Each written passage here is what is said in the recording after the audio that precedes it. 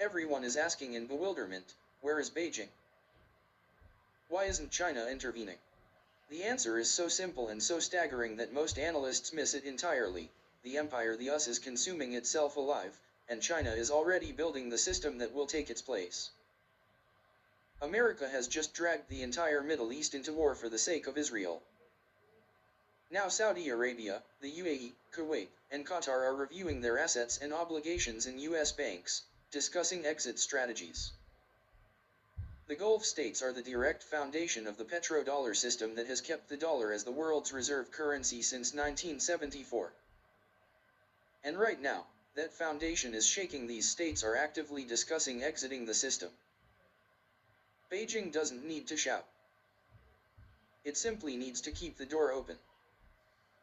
This process didn't begin overnight.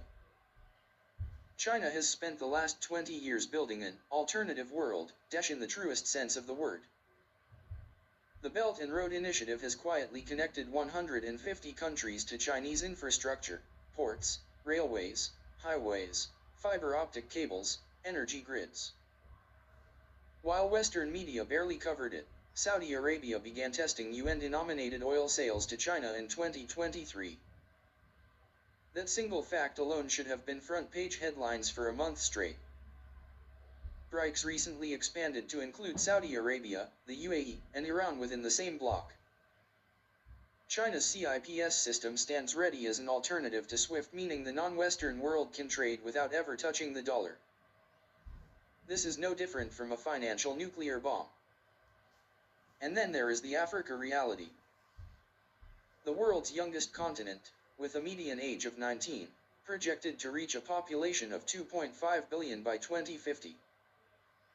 That is the largest labor force the world has ever seen.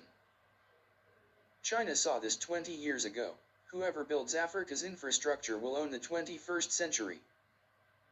While the US spent trillions leveling Iraq and Afghanistan, China was building railways in Kenya, dams in Ethiopia, ports in Djibouti, highways in Nigeria, technology hubs in Rwanda, and Huawei-backed telecommunications networks everywhere.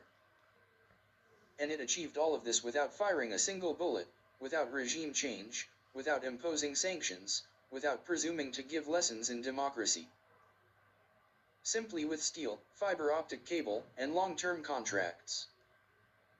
This is why, when people ask why China is silent on the Iran question, the answer is this: silence is the strategy itself.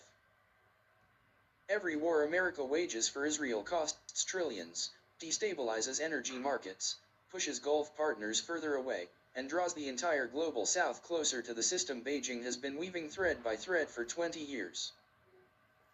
The current shift in the Gulf states' position has nothing to do with ideology.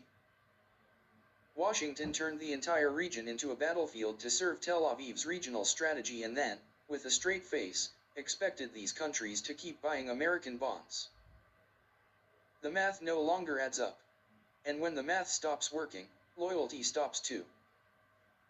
Beijing's silence on Iran is perhaps the most patient and most devastating move on the chessboard.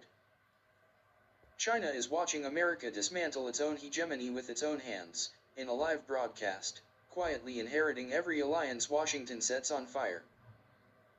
It couldn't be easier. It couldn't be cheaper. Napoleon once said, "Never interrupt your enemy when he is making a mistake." Beijing has been applying this advice for 50 years.